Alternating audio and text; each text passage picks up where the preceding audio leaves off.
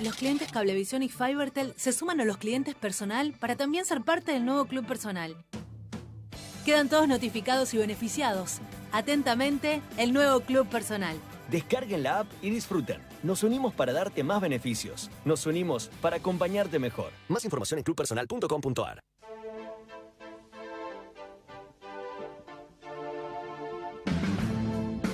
Al derecho y al revés. Las dos caras de la realidad. El yin y el yang de los temas actuales.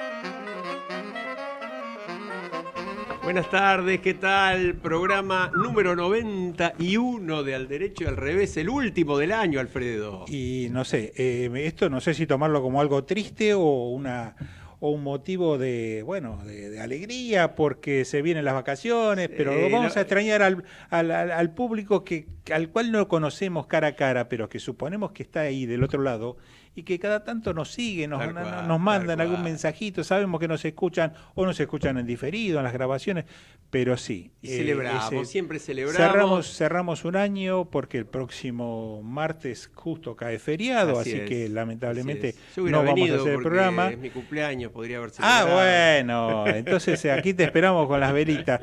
Y nada, hablando de cumpleaños, tenemos un cumpleaños hoy, ¿no? Cumpleaños, ¿De otro miembro del equipo? Así es. ¿De quién se trata? El gran Adalberto Buceto. Adalberto Buceto. No decimos cuándo cumple porque deben ser algo así como 45. Pero 48. Pero muy feliz cumpleaños desde acá. Sí, espero señor, que nos esté escuchando, aunque tenía compromisos familiares y no nos iba a acompañar, pero sabemos que nos sigue de alguna manera. Sí, así que está con hijos y nietos. Contentos. Y tenemos otro saludo muy especial también para nuestra otra compañera, para Inés Sanguinetti. ¿Qué pasó con Inés? ¿Por qué? A ver, ¿hay un motivo especial? Inés acaba de ser destacada como una de las personalidades de la cultura iberoamericana. Señoras y señores, Inés es una de las miembros de nuestro equipo. Así es. Que en los últimos programas nos ha venido acompañando, pero que bueno, claro, por propias obligaciones y por viajes, está dando vuelta por el mundo, pero lo cierto es que aquí la tenemos. Así es, directora del Fondo Nacional de las Artes, es una de nosotros. Directora de Fundación Crear Vale la Pena, un personaje de relevancia internacional que este año se ha destacado particularmente. Y que prestigia este programa. Así que, Inés, un beso grande, felicitaciones. Sí, señor. Y nada, y hoy tenemos un programa espectacular, donde tratamos de sintetizar un poco lo que hicimos en el año, los temas grandes a los que hemos apuntado. Y tenemos una primera parte que la vamos a hacer, ahora vos lo vas a presentar, con un gran personaje de Argentina, no tan conocido, muy conocido a nivel internacional. Sí. Es un destacadísimo consultor, un hombre clave en la lucha contra el crimen organizado y contra la corrupción, y es Edgardo Buscaglia. Sí, déjame que diga un par de cosas de Edgardo Buscaglia.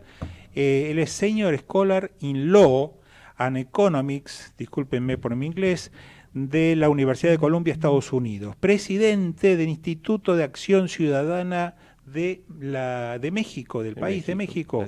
Director International Law and Economics Development Center. Senior visitante, o sea, profesor visitante académico de la Universidad di Torino, Italia. O sea, es un hombre que anda por el mundo dando conferencias y además haciendo un trabajo de campo. Es un hombre que está permanentemente revisando, auscultando lo que pasa en los países en materia de corrupción, pero en el sentido amplio de corrupción. Porque ellos auscultando y dando también pautas de cómo actuar, ¿no? Es decir, eso es lo más interesante. Hace una mezcla de lo académico y de la labor concreta en el territorio. Es un ida y vuelta. Además, va tomando nota de una cantidad de preguntas e interrogantes que plantea cada uno de esos países que visitan y donde se entrevista con personalidades del ámbito de la justicia, legisladores, etcétera, etcétera, y toda esa información que van recogiendo la van volcando a una estadística comparativa de los diferentes países de todo el mundo, tal cual. Y lo cual le permite armar una comparativa de esos distintos, esas mediciones que van haciendo, y nos va contando a todos los países, para las Naciones Unidas inclusive, nos va contando cómo va evolucionando esta problemática del crimen organizado. Bueno, yo quiero recordar, él estuvo como conferencista principal en el evento por el Día Internacional de la Corrupción la semana pasada, que lo comentamos, en la Cámara de Diputados de la Nación. Ahí tuvimos la suerte con Alfredo de escucharlo, y ahí lo contactamos y le hicimos unas consultas, porque por supuesto es un hombre que está permanentemente viajando por el mundo. Sí. No sé desde dónde te contestó en particular esto, pero nos mandó... Y estaba en Andorra. En Andorra, pero bueno, posiblemente estuviera viendo qué pasaba... En estos momentos capaz que ya está en otro país. O qué pasaba con el tránsito del dinero que anduvo por ahí para el soterramiento del Sarmiento, ¿no? Es probable. Así que bueno, y desde ya que en la segunda mitad del programa tenemos un muy jugoso reportaje a otro gran personaje de la lucha contra la corrupción, desde otro ámbito distinto, desde el periodismo, que es nuestro amigo Hugo Alconadamón. Sí. Así que un programa de lujo, verdaderamente. ¿Qué te parece si largamos con la primera parte de la entrevista que le realizamos, o las preguntas que le realizamos a Edgardo Buscaglia, al profesor Buscaglia? Un placer. Adelante. Sobre si existen buenos modelos de recupero de activos de la corrupción e indemnización por los corruptos de los daños causados, sí, existen excelentes modelos que han sido ya implementados en 67 países de América del Norte, de Europa, de Asia, que están cumpliendo con las convenciones de las Naciones Unidas contra la corrupción y la Convención de las Naciones Unidas contra la delincuencia organizada, que se basan en aplicar 5 investigaciones paralelas con un fiscal y un juez de control coordinando las 5 investigaciones, basadas en la investigación penal propiamente dicha, que identifica el instrumento, el objeto del delito, pero después extendiendo esa investigación que va mucho más allá de la persona física acusada, extendiendo esa investigación a toda la red de empresarios privados, de políticos, de sindicalistas y de otros actores de sociedad civil que están relacionados al acto ilícito organizado, de corrupción o delincuencia organizada de cualquier tipo. Estas 5 investigaciones son la investigación penal, como dije, la investigación ligada a la unidad de inteligencia financiera o la unidad de investigación financiera, que se focaliza en las transacciones financieras de la persona acusada con decenas de otras empresas y personas físicas y jurídicas. Además de la financiera, cada provincia de la Argentina debería tener una unidad de investigación patrimonial, no financiera, como hace la provincia de Santa Fe, que tiene una mejor práctica en la materia. Nosotros estuvimos capacitando a las autoridades de esa provincia de Santa Fe, y esa investigación no financiera, patrimonial, está ausente de la mayoría de las provincias. Eso pertenece a la jurisdicción, al ámbito provincial, que debería coordinarse con la unidad de investigación financiera. Y la cuarta es la investigación penal tributaria, que debería vincularse con las 3 investigaciones que acabo de mencionar. Eso no se hace normalmente, lo cual le permitiría al fiscal abrir el abanico de la investigación a toda la red de cientos de empresas, sindicalistas, políticos involucrados en el acto ilícito, ya sea de un debido o de un barata. Y la quinta investigación es la investigación ligada a extinción de dominio, que es un vacío de Estado en la Argentina. Esas 5 investigaciones hoy son otros vacíos de Estado en la Argentina, ya que en el mejor de los casos en asociación ilícita se realiza solamente una investigación penal tradicional que se viene aplicando desde el siglo XVIII, o sea que no estamos aplicando metodologías judiciales del siglo XVIII a delincuencias organizadas transnacionales del siglo XXI, y es por eso que no las podemos desmantelar, lamentablemente, en la Argentina, y es por eso que la Argentina representa, con Kirchner, con Macri y con los gobiernos anteriores, representa un país de bajo costo para las redes criminales transnacionales que se instalan en Argentina para no solo traficar drogas, sino para cometer delitos más graves que el tráfico de drogas, como la compra-venta de seres humanos, la trata de personas, el tráfico de migrantes, el tráfico de órganos. Entonces están, lamentablemente, no solo caricaturizando a la delincuencia organizada argentina, como si fuesen solamente monos y monitos con pistolas operativas, y no están incluyendo en estas redes criminales investigaciones a políticos, empresarios, de todos los partidos, no solamente del partido de oposición. Entonces debemos aplicar este modelo de desmantelamiento patrimonial a través de una cooperación judicial y legal mucho más acabada con autoridades de otros países, y es ahí donde la Convención de las Naciones Unidas contra la Delincuencia Organizada y contra la Corrupción ayuda mucho. Bueno, impresionante. La verdad que muy fuerte. Fortísimo, y además de un contenido riquísimo.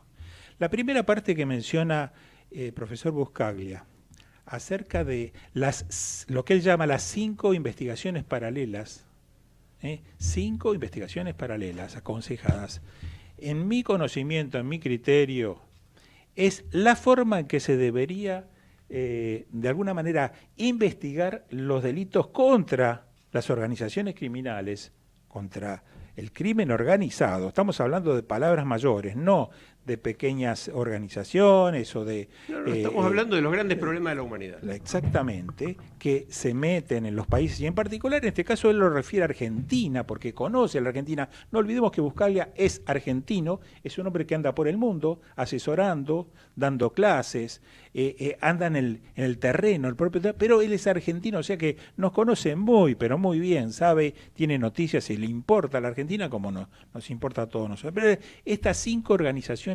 estas 5 investigaciones paralelas que él plantea, la penal, desde el punto de vista la única que judicial se hace penal, mal en la Argentina. No, están todas tienen sus falencias, pero dice, a la vez que se investigan los aspectos... La única que se hace mal, quise decir. Claro, en los aspectos penales, además de esto de la penal, paralelamente la investigación financiera, que un poco se está haciendo, porque la UIF en Argentina funciona, no del todo bien, pero funciona, o sea, en ciertos casos se hacen análisis financieros, se comparte incluso información internacional con otras UIF de otros países, pero además dice, en el mismo momento, y esto no se hace en la Argentina, una investigación patrimonial. Lo patrimonial no es lo mismo que lo financiero, es una cosa distinta. Lo patrimonial es qué bienes tiene esta organización. ¿Dónde fue a parar la plata? ¿Dónde fue a parar la plata? ¿Con qué se cometen los delitos? ¿Qué empresas ha adquirido y ha montado esta organización? ¿Qué estructuras tienen? No, la ruta del dinero financiera, ahí está un poco el error. Bueno, ¿a dónde fue a parar? La ganancia. La ganancia, ¿dónde fue a parar? ¿En qué se invirtió? Y después él dice la investigación tributaria penal, o sea, la parte tributaria. Así que lo que la UIF la AFIP en la Argentina, digamos, va reuniendo como información, la AFIP, la que de alguna manera controla todos los aspectos tributarios fiscales del país. Bueno, y digamos a nivel de cada provincia podrían ser también las unidades de rentas de cada una de las provincias. Esta investigación impositiva, tributaria, es otra de las 4, o sea, la 4ª investigación paralela. Y la 5ª, él dice, bueno, todo esto tiene que replicar en una cuestión de extinción de dominio. Es decir, extinción de dominio en el caso de detectar bienes que tengan estas organizaciones criminales, tener un mecanismo ágil, rápido, que funcione para quitarle esos bienes a estas organizaciones criminales, porque la única forma de que no sigan adelante es sacándole esos bienes acumulados, esa ganancia acumulada, esos dineros acumulados. O sea que él dice, vayamos con las 5 paralelamente a la vez y quitémosle todo eso. Vos fíjate una cosa, ¿no? Vos hiciste un resumen bárbaro. Yo tengo miedo de que algún oyente que no esté muy en los temas más técnicos, jurídicos, contables, se pueda perder un poco. Pero básicamente lo que dice Buscaglia, un experto que trabaja con 67 países, es decir, digámoslo, no es ningún improvisado, no empezó ayer, es un profesor, y además tiene experiencias muy positivas. Y está diciendo, señores, con estas 5 investigaciones, vos lo decías en la previa del programa, con estas 5 investigaciones damos vuelta al mapa, cambiamos la situación y podemos ganarle al crimen organizado y a la corrupción. Tal cual. Entonces, muy, muy fuerte, muy interesante, y yo me quedo con 2 pequeñas perlitas. Él habla de que las herramientas con las que trabaja el Estado en la Argentina son del siglo XVIII. Tiene razón. Y por el otro dice que caricaturizamos desde el Estado a la delincuencia organizada. Los monitos de Rosario, no son los monitos, son los dueños de Rosario, señores. Hay que ir contra ellos por la ruta del dinero, contra la riqueza, cortándole la nafta de los surtidores. Muy, muy fuerte. Aplicamos procedimientos del siglo XVIII para intentar combatir formas criminales organizadas del siglo XXI. Así que estamos en un tremendo atraso. Pero sigamos adelante porque hay mucho para escuchar. Sigamos porque hay mucho, dale. Sí.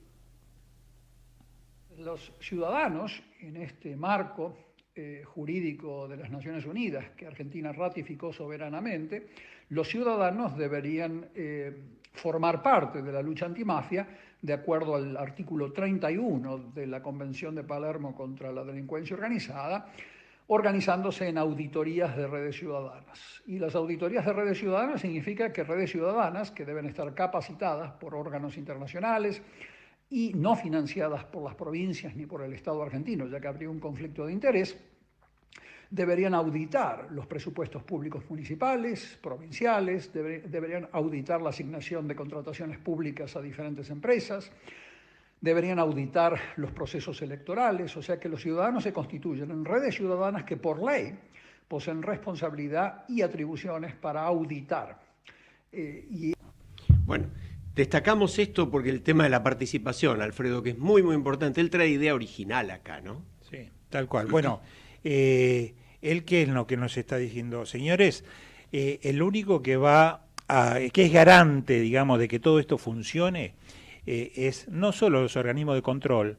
Los organismos de control son designados o sus miembros son puestos por los mismos gobiernos. Entonces esos mecanismos de control no son los ideales, sino tiene que haber un mecanismo de control ciudadano. Tal cual. Y él habla entonces de las auditorías de redes ciudadanas. Ahora, ¿qué? ¿Cualquier ciudadano está en condiciones de pronto decir, bueno, armamos una auditoría? No.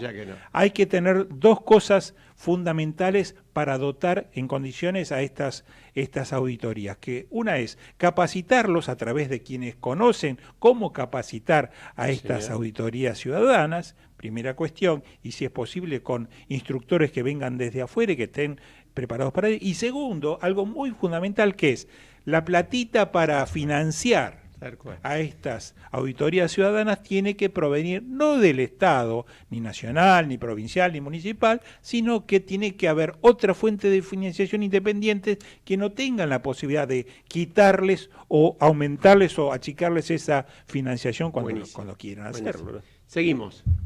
La democracia no es solamente ir a votar cada 2 o 4 años, sino la actividad diaria del ciudadano en auditar la función pública. Eso es algo que en la Argentina aún es ciencia ficción y los legisladores se oponen, se resisten a implementar y aprobar una ley de auditoría ciudadana porque claramente no quieren que los ciudadanos estén auditando áreas de la función pública en donde se asignan contrataciones públicas a amigos o hay ausencia de transparencia y competencia en la contratación pública, o no se les permite a los ciudadanos auditar los procesos electorales cuando en realidad existen fraudes. O sea que hay una resistencia del funcionario público argentino que realmente no cree en la democracia funcional diaria. Bueno, impresionante el planteo, ¿no? La democracia no es votar cada 2 años, cada 4 años. Yo creo que este es un mensaje muy, muy profundo que hay que asimilar. Yo te sugiero, el que viene me parece que termina de redondear la idea. Si querés lo escuchamos y seguimos con eso.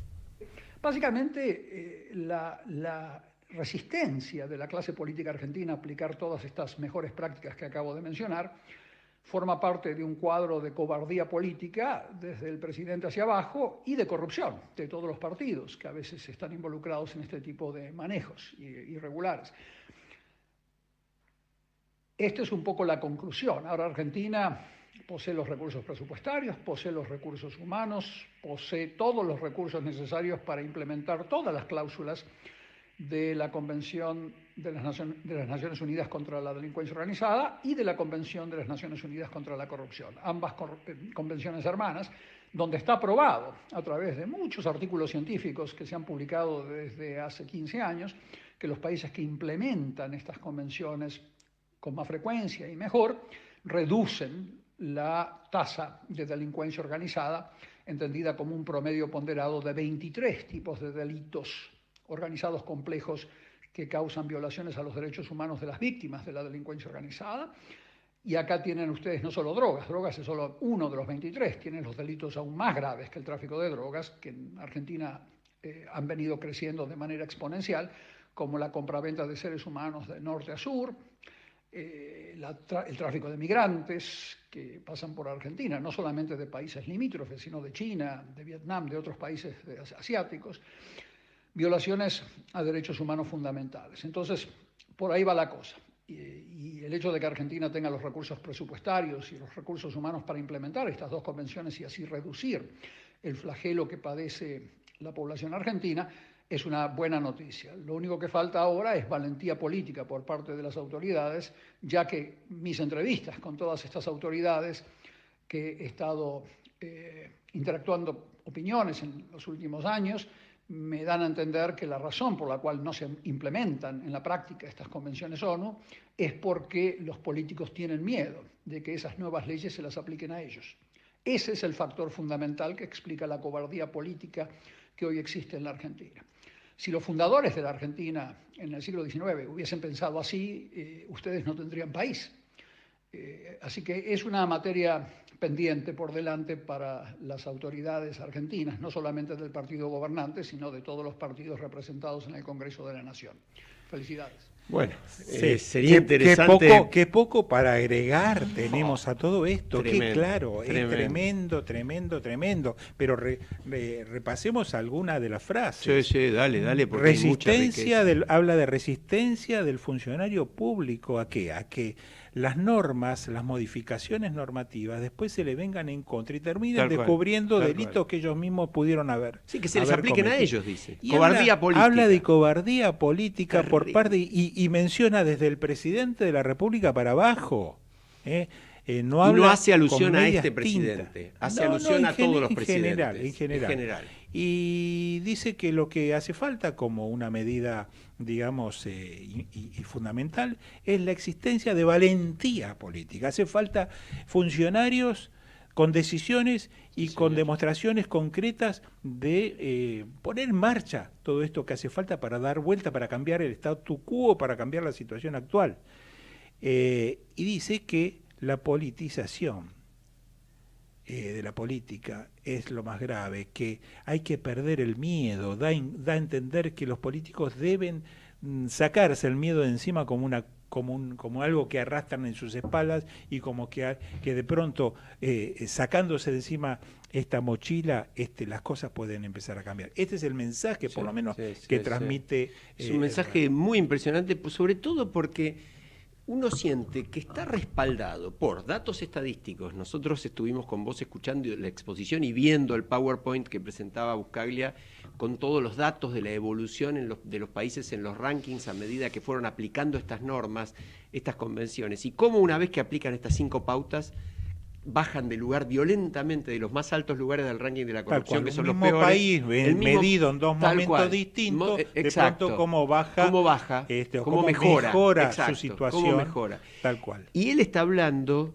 de medir 23 delitos concretos, nada menos que 23, pero también podemos decir que eso implica que si vos apuntás a lo que tenés que apuntar, podés reducirlo, no es utópico, no es imposible. No, son demostraciones tal cual, científicas del propio campo de trabajo, de la realidad. Y bueno, falta justamente lo que él dice, falta la decisión. La decisión. Y yo te voy a confesar algo en lo personal, ¿no? Que me pasó recién. Lo mismo que me pasó cuando lo escuchamos con vos y sé que sentimos lo mismo. Emociona Buscaglia, a quien tiene un compromiso, emociona en el sentido de que te dice esto es factible. A mí lo que me produce es una esperanza, te genera adrenalina. Una cuota de esperanza sobre un camino que uno quizás no le encuentra la vuelta, digamos, buscando, hurgando, y viendo no solo los aspectos técnicos, porque quizás las cuestiones técnicas son las más sencillas de abordar, sino el tipo de gente con la que trata. O sea, los argentinos somos difíciles, somos 44 millones de opinadores sobre cómo debe abordarse cada una de las problemáticas y nos la pasamos discutiendo. Mientras tanto no se resuelve absolutamente nada. Acá hay un camino muy claro, muy concreto, está probado. Señores, si ustedes lo adoptan en X tiempo, en un año, en 2, en 3, en corto tiempo, van a tener resultados. Acá tenemos droga,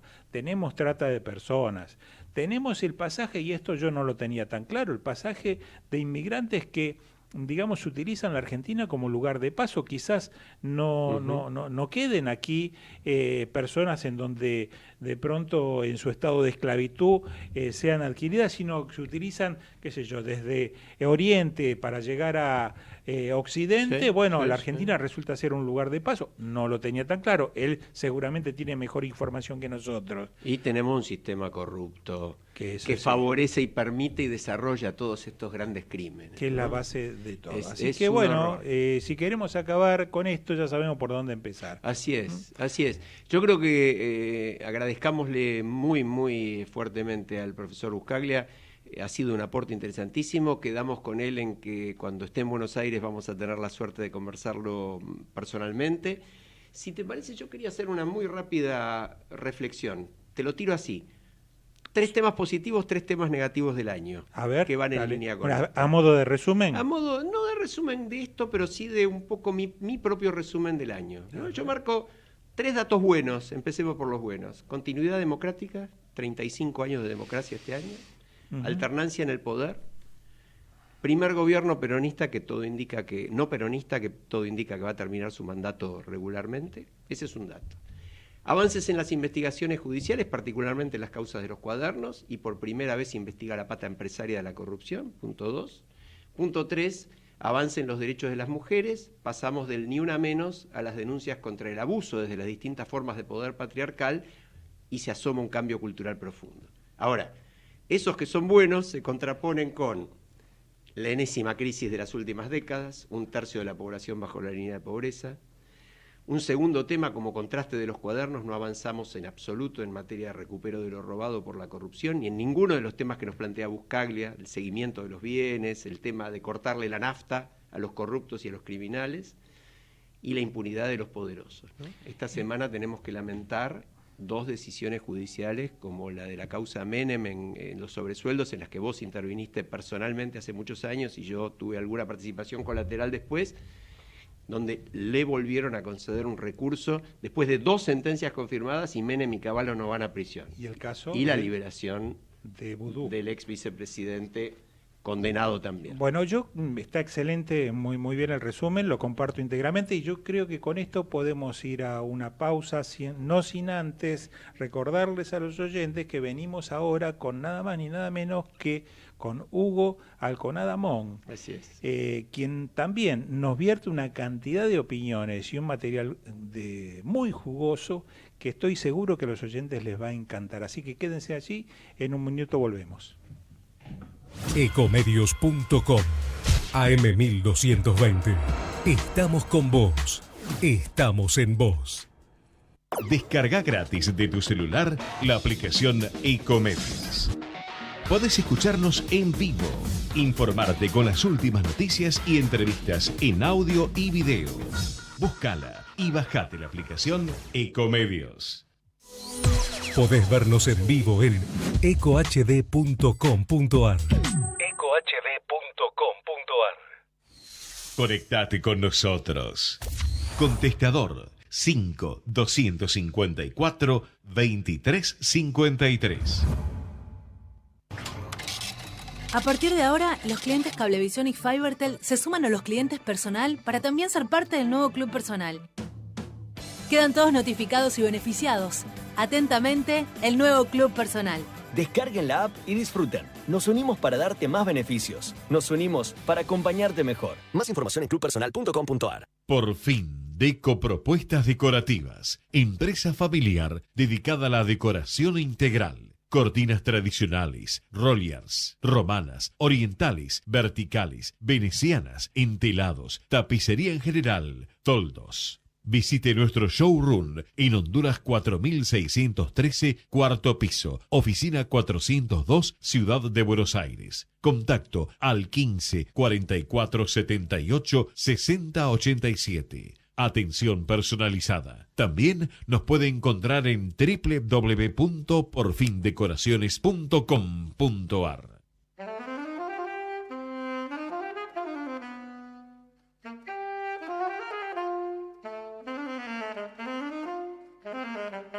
Bueno, empezamos el año corriendo, lo vamos a terminar corriendo.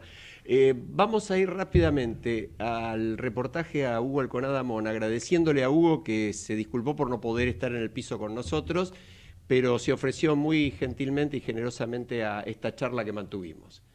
Gerardo, vamos con el reportaje.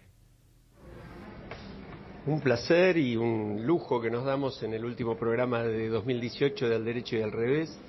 Estamos con una figura trascendente de la lucha contra la corrupción. Un hombre que le ha dedicado muchos años y mucho esfuerzo a esta lucha que toda la sociedad debería asumir, y basta el nombre para definirlo porque no hace falta el currículum. Hugo Alconada Mon, ¿cómo te va? Muchísimas gracias por esa palabra, la verdad es un placer. Me honra, además que me lo diga vos. Gracias. No, realmente tenemos que decir, aunque todo el mundo lo sabe, Hugo solamente este año recibió nada menos que el premio María Moores Cabot, el premio internacional más antiguo del periodismo internacional, 80 años de historia, y el premio de FOPEA por su libro La raíz de todos los males, que tenemos aquí, cómo el poder montó un sistema para la corrupción y la impunidad en la Argentina. Hugo, voy al grano. Este libro es un fenómeno en la Argentina, un fenómeno atípico, ha vendido más de 30.000 ejemplares en su primer año, en una situación de crisis editorial tremenda, y sabemos la importancia que tiene y que ha tenido para muchísima gente que trabaja en estos temas y para la sociedad. ¿Cómo se te ocurrió escribirlo? ¿Qué efectos te produjo escribirlo? Porque también sé que hay efectos. Es muy interesante esa pregunta porque vas al hueso. ¿Por qué lo escribí? En realidad no quería escribirlo, no pensaba escribirlo. Comenzó hace 20 años acumulando material. En un momento evalué junto con el equipo del Diario de la Nación hacer un programa de televisión, y eso me obligó a algo que no suelo con nosotros: sentarte y empezar a sistematizar el material, que yo lo tengo diseñado como archivo, pero un aspecto es un archivo periodístico y otro es el sistematizarlo para, por ejemplo, un programa de televisión o un libro, porque ahí vos le das una estructura distinta, si querés es como casi armar un rompecabezas, qué piezas va a dónde, y ese proceso me tomó 2 años. 2 años. 2 años, porque era 20 años de material, 2 años para sistematizarlo, y como suele ocurrir, los tiempos de la televisión son otros. Cuando terminé de sistematizarlo y fui al diario a decir, muchachos, ya tengo la estructura para el programa, me dijeron, ¿qué programa? Eso era hace 2 años, no ahora. Entonces ahí es donde yo digo, bueno, esto ahora sí, no lo puedo perder. Y hablé con el equipo de Planeta, y excelentes, muy bien, muy bien. Me dieron luz verde, dale, que nosotros apostamos por esto. Y esto lo que a su vez me llevó a un proceso de escritura que lo que vos tenés hoy en tus manos es el 6º borrador del mismo libro. Es decir, escribí el primer borrador, lo terminé, se lo di a 6 personas para que lo castigaran, es decir, expertos de primer nivel y de confianza, que por un lado tengo mucha confianza, pero por otro lado son muy críticos de mi trabajo, para que me marcaran justamente eso: lagunas, inconsistencias, contradicciones, falencias, puntos débiles. Con sus correcciones reescribí el libro, después se lo di a 2 verificadores de datos, lo corregí, 3 abogados, lo corregí, la editora de Planeta, lo corregí, y el último abogado. Y llegó al último punto tuyo, fue un enorme desgaste. Y no solamente por lo material, es decir, el sentarte, escribir, revisar, editar, sino fue más un desgaste, si querés, mental, un desgaste anímico, esta cosa de, no voy a ser procas, pero es como lidiar con la cloaca, lidiar con lo peor, con las bajezas humanas. Porque, mira lo que te voy a decir, un tipo de delito es ese delito propio de la necesidad. decís, tus hijos pasan hambre y vos decidís robar. Está jugado, vos lo que querés es que tus hijos coman. Bueno, ahora, esto es otro tipo de delito, es un delito racional, es un de cálculo oportunidad. Es mucho de yo quiero enriquecerme, yo quiero vacacionar en Punta del Este y me importa nada todo lo demás. Y estar lidiando todo el tiempo con ese tipo de bajezas, lo que terminaba ocurriendo, para el sábado y domingo, trabajar 14 horas, bueno, de 6 de la mañana sin parar hasta las 20 o 20:30, y ahí frenar, y mi mujer me decía, vamos a salir, vamos a hacer algo porque se te va a quemar la cabeza. Y yo lo que hacía antes era dejaba mi celular en casa y me iba a caminar 40 minutos, al despejar la cabeza, volvía, me bañaba y salíamos. Qué bárbaro, qué bárbaro. Yo quiero tomar en tu prólogo, en el final de tu prólogo, vos justamente marcás, ¿no?, los detalles específicos en este libro, y aclaremos para el que no lo leyó, que lo tiene que leer, que los detalles son abundantísimos, que son el producto de los 20 años que Hugo decía de su investigación y que terminan siendo abrumadores para el que lee, pero él dice, los detalles específicos en este libro son hasta cierto punto irrelevantes, porque lo central es el sistema en sí, no solo en su dimensión política y más allá de quiénes sean los protagonistas de las situaciones puntuales. Yo creo que ahí está esa raíz, ¿no?, en el sistema. Y me adelanto un poquito y te pregunto todo junto, porque vos después tenés las entrevistas que le incorporás al libro a posteriori a grandes figuras de lucha contra la corrupción a nivel mundial como Antonio Di Pietro, Sergio Moro y Del Tantalañol, el fiscal que acompañó a Sergio Moro en toda su investigación. ¿Cómo se ve y cómo se ataca el tema del sistema? Eso es fundamental y me alegro que lo plantees, porque a menudo nosotros tenemos la tentación o de quedarnos en el nombre específico del caso concreto o de quedarnos con la reforma coyuntural específica para solucionar o emparchar un problema. Y si querés vamos a lo más básico. Para un problema sistémico necesitas una solución sistémica. Porque si no hace esta dicotomía, decir, bueno, ¿qué hacemos? Entonces, aumentamos la pena, por ejemplo, del delito de la defraudación contra la administración pública. Eso es un parche. Y en realidad acá el desafío es cómo armamos un sistema que ayude a prevenir o reducir las tentaciones, que castigue a los que se tentaron y busque reducir futuras tentaciones una vez más. Hablábamos de sistema. Yo cuando venía para encontrarme con vos, en la cuadra anterior, estamos en Leandro Alem, en la cuadra que está entre Paraguay y Córdoba, conté 8 personas tiradas en colchones, con chicos, en situación de calle. Acá, en el microcentro. Y asocié con un dato que vos das en el libro muy, muy importante, porque hay veces que hablamos de corrupción y no hablamos bien de números. Vos lo citás a Mario Monteverde en una investigación en la cual el cálculo es que de los contratos, un 35, 36, no recuerdo bien, % es perjuicio para el Estado. Y yo me preguntaba, ¿qué relación tienen, no hablemos de la situación anecdótica de calle, pero la pobreza, el atraso, qué relación tienen con porcentajes tan grandes de las contrataciones del Estado robados por la corrupción? Yo creo que es una vinculación directa. Y me alegro también, esto que vos planteás es, vayamos más allá de los porcentajes y vamos a los efectos. Lo que ocurre con la corrupción, en definitiva, es una tergiversación o adulteración de los objetivos. Entonces, en definitiva, se terminan tomando decisiones no en pos del bien común o el interés general, sino para el beneficio del bolsillo propio. De hecho, te voy a contar una infidencia. El libro se llama La raíz de todos los males, por todo un doble juego. El primero, porque es aquello que está por debajo de la superficie, que no se suele ver, y que si está putrefacto te carcome lo que está por arriba. Pero el segundo es de mi mujer, que mi mujer me muestra una oración de la Madre Teresa de Calcuta que habla de la raíz de todos los males, el egoísmo. Ajá. Y esa es la síntesis de la corrupción, que es en definitiva vos y yo, que terminamos teniendo una negociación espuria, vos funcionario, yo privado, que acordamos un pago que nos va a beneficiar a los dos, porque vos te vas a llevar dinero a tu bolsillo y yo me voy a poder colocar bienes o servicios, y que en definitiva los dos salimos beneficiados en desmedro de todos los demás.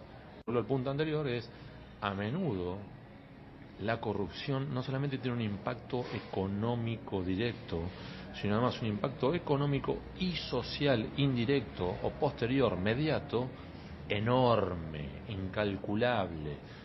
Otro tema vinculado también con esto, con lo económico, porque a mí siempre me da la sensación, y con Alfredo en el programa lo decimos todo el tiempo, de que la cuestión patrimonial, la ruta del dinero, es una clave no utilizada en las investigaciones. Y por eso la pregunta es, ¿por qué no se recupera lo robado, viendo que en experiencias como por ejemplo la de Brasil, tan reciente y tan cercana, Sergio Moro, nada más que en los acuerdos con los arrepentidos, tiene recuperados más de 3.000 millones de dólares? Creo que depende de caso por caso, y espero que quienes nos están escuchando no se ofendan. Pero creo que en múltiples ocasiones eso se debe a la falta de capacidad de preparación de aquellos que tienen que contar las costillas.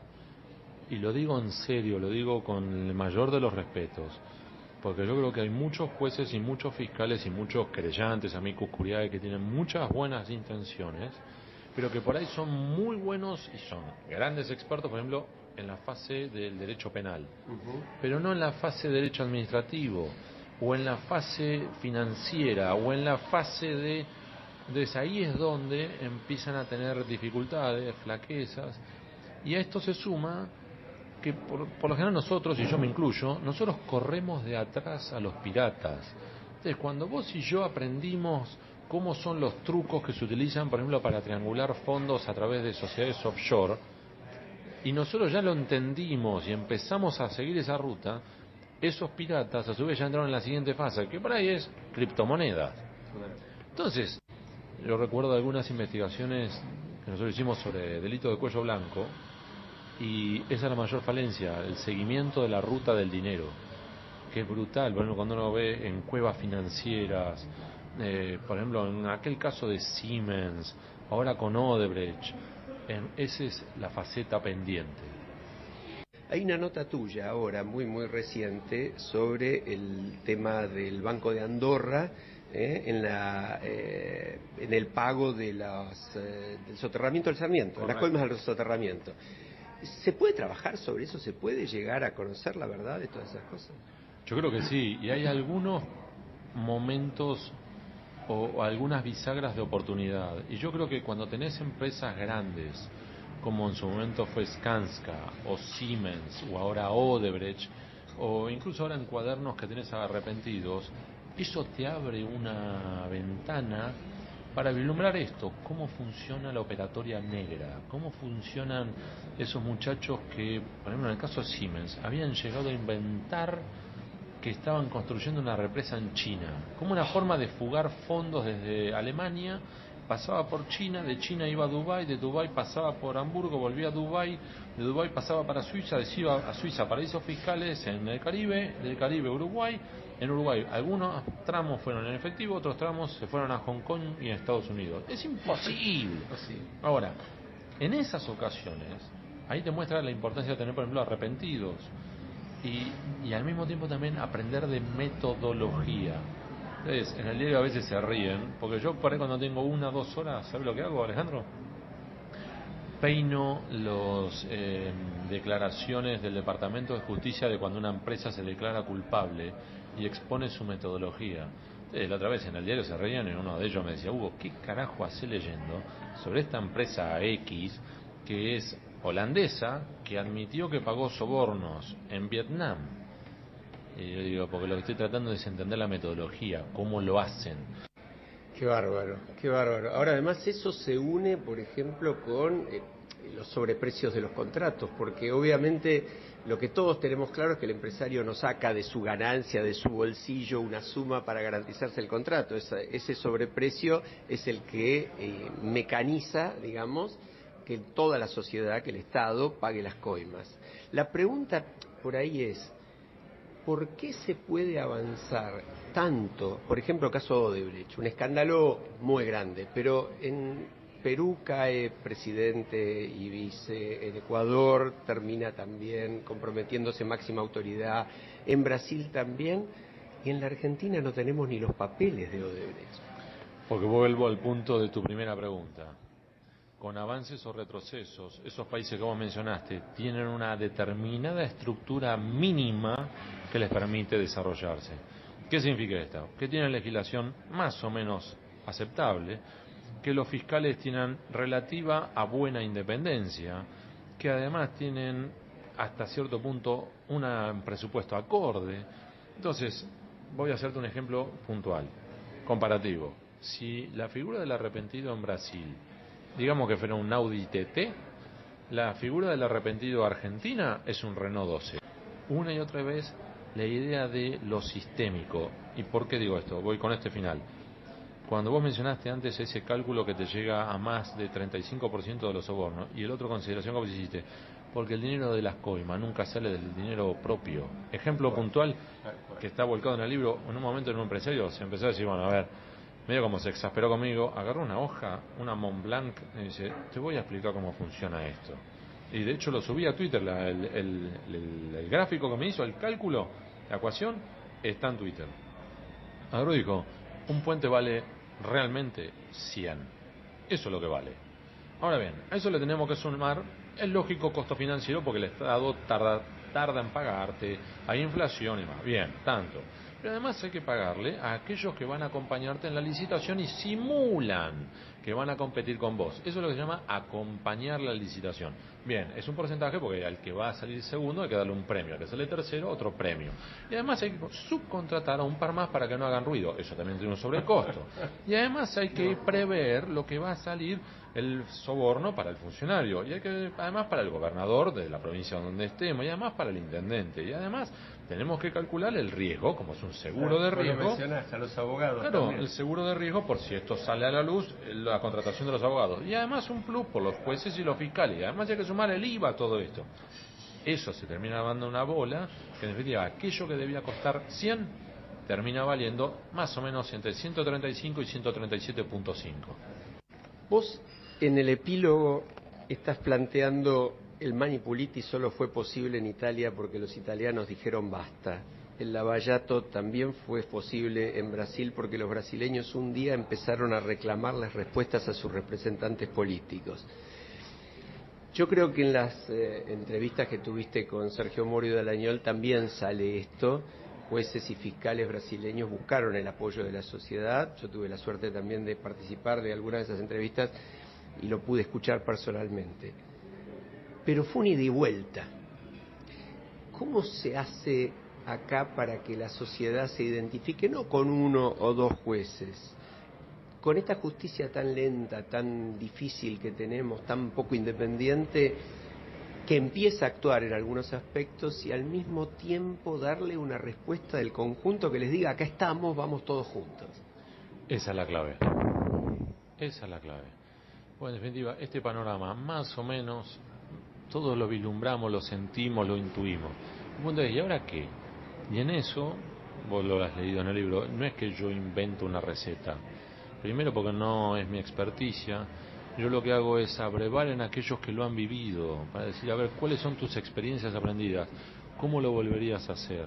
Porque en definitiva en esto, que es como la lucha contra la corrupción, no hay que inventar la rueda. Ya más o menos la premisa básica se conoce. Entonces lo que te dicen es, para poder aplicar esas recetas que ya se conocen y han funcionado en otros países, lo que es necesario es la presión social. Es decir, que los ciudadanos se involucren y actúen como lo que son, ciudadanos. ¿Y eso por qué? Te voy a dar primero un trabalengua. Así como para un problema sistémico necesitas una solución sistémica, del mismo modo te lo planteo con una pregunta que es, si vos tenés un entramado de jueces, fiscales, políticos, empresarios, periodistas, dueños de medios, policías, sindicalistas, gente de la CIDE, que se unen entre ellos para enriquecerse entre ellos y mantener ese status quo, ¿por qué lo van a querer cambiar? Tienen que ser o estúpidos o locos, porque si cambian ese sistema que los beneficia, pierden esa fortuna y van presos. Ni locos lo van a hacer. Solo lo harán si aquellos que están fuera de ese círculo les meten presión y los obligan a cambiar. Y el que está escuchándonos ahora podría decir, mira, eso Hugo, sí, suena muy lindo, pero puro cuento. En realidad en Argentina ya lo hemos vivido. Voy a dar un par de ejemplos. El crimen de María Soledad Morales en Catamarca. Sí, señor. Que en definitiva, solo la presión social liderada por una monjita en marcha del silencio lograron demoler un régimen feudal y que hallaran a los culpables de aquel crimen. Y como eso, cuando la sociedad se movilizó para defenderlo a Campagnoli, el fiscal, cuando la sociedad se movilizó porque no estaba de acuerdo con la resolución 125 del campo, cuando la sociedad se movilizó exigiendo respuestas sobre la muerte del fiscal Alberto Nisman, o ahora, hace nada, cuando la sociedad se movilizó a favor o en contra del debate por la legalización del aborto. Entonces, esa presión social, y no hablo que siempre esa presión social sea en las calles. Ahora, si vos sos bueno, por ejemplo, en las redes sociales, involúcrate más. Si vos sos bueno haciendo cartas de lectores para un diario, hace más. Si vos sos bueno dando charlas en colegios de capacitación, de instrucción cívica o de lo que fuere, involucrate. El mayor riesgo, esto tomo de Guillermo O'Donnell, el papá de María, para mí uno de los mejores politólogos que dio este país en 80 años, él hablaba de los riesgos de la democracia delegativa. Él cree que esto es como un cheque en blanco, es decir, yo te voto, Alejandro, te veo dentro de 2 años, hacé lo que quieras, tomá las decisiones que quieras, sacá el dinero que quieras por los impuestos y yo veré si en 2 años me gustó o no me gustó lo que hiciste. No funciona así. Hay que meter presión. Y cierro con esto. En el momento cúlmine del lavallato, cuando al fin los empresarios y políticos brasileños se dieron cuenta que esa investigación iba en serio, que no era una investigación más, intentaron una contrarreforma a medianoche en el Congreso brasileño. Los fiscales y jueces, involucrados a su vez en la investigación, convocaron una movilización ciudadana. Salieron a las calles 5 millones de brasileños. Repito el número, 5 millones. Y esto me lo contaba Delta Andalañol. Él planteaba si en vez de 5 millones hubieran salido 5.000, porque el resto se quedaba viendo una telenovela, o el show match de Brasil, o un partido de fútbol, un clásico Corinthians-Flamengo. Él lo que dijo fue, yo ya no sería fiscal, Moro no sería más juez, y la investigación ya hubiera estado muerta. Contundentes. Bueno, ojalá que tomemos el mensaje. Hugo, muchísimas gracias. No suerte porque no la necesitas, pero que este libro siga abriendo caminos para todos los que queremos luchar contra la corrupción. Muchísimas gracias, y además vos y Alfredo son dos referentes, así que gracias. Gracias a vos. Bueno. Otra entrevista impresionante y muy interesante. Necesariamente hay tantos puntos en común entre lo que nos dijo Edgardo Buscaglia con lo que ahora nos comenta con mucha soltura y conocimiento de causa Hugo Alconada-Amón, quien investigó y investiga y conoce a la Argentina y todas sus vueltas desde hace más de 20 años.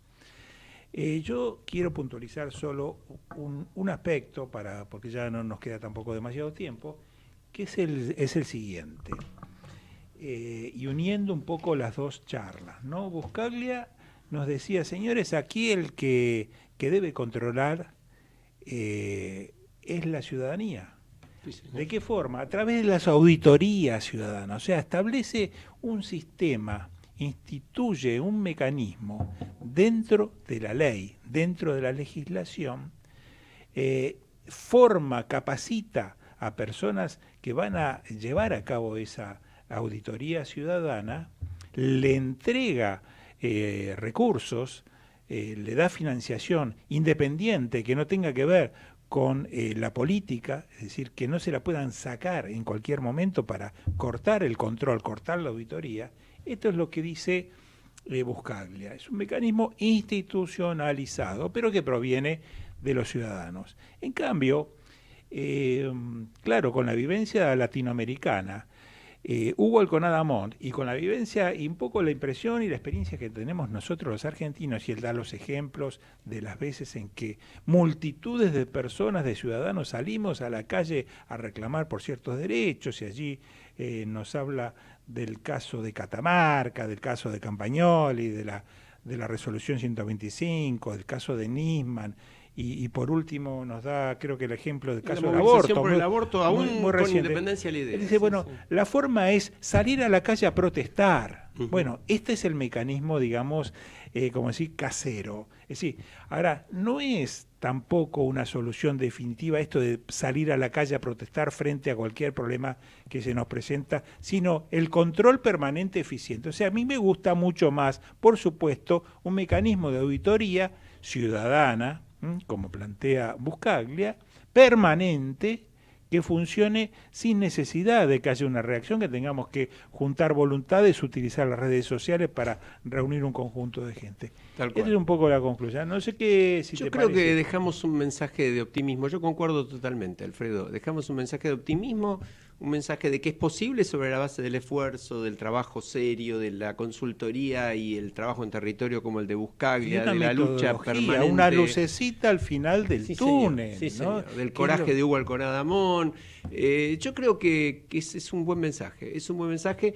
Quiero mandarle un mensaje también nuestro a un amigo que estuvo en este programa y que está espiritualmente con nosotros, que nos acompaña desde Baltimore, Estados Unidos hoy, que es Marcelo de Jesús. Marcelo de Jesús, un abrazo desde aquí, que fue un poco la persona que nos presentó, nos hizo el contacto con Edgardo Buscaglia, tal cual. Y creo que conocimos un amigo desde hace poquito, pero un amigo al fin, que creo que mantendremos contacto permanente. Sin ninguna duda. Pero las enseñanzas que nos dejó Marcelo, las de Buscaglia y las reflexiones de hoy de Hugo Alconada Amón, yo creo que cerramos un año espectacular. Yo, Alejandro, quiero agradecerte a vos por esta compañía permanente. Es recíproco, totalmente. La verdad que pasé momentos cada vez mejores, espléndidos. ¿Y sabés qué es que siento? Siento que hemos hecho un aporte al país. O sea, que no hicimos un programa para cubrir una hora, irnos a casa y decir que hicimos o jugamos a periodistas. No, hicimos un aporte, y lo siento de esa manera realmente, al país. Espero que alguien se tome el trabajo algún día de analizar estas reflexiones, del video que vamos a dejar, alguien lo escuche y algún político se le ocurra algún día cambiar las cosas porque lo merecemos. Y lo haremos todos juntos, y sin ninguna duda retomaremos el año que viene. Así que un abrazo grande para Fede Politi, nuestro productor, para Gerardo Subirana. Sí, señor, y su vamos compañero, a brindar con ellos. Y bueno, será hasta el año próximo, pero les agradecemos muchísimo la colaboración y bueno, y esperamos seguir adelante el año próximo. Así acá firmes al derecho y al revés. Sí, señor. Y le damos paso a Voces y Memorias con Hernán Dobri y ahora sí les decimos hasta el año que viene. Hasta el año que viene y muchas gracias.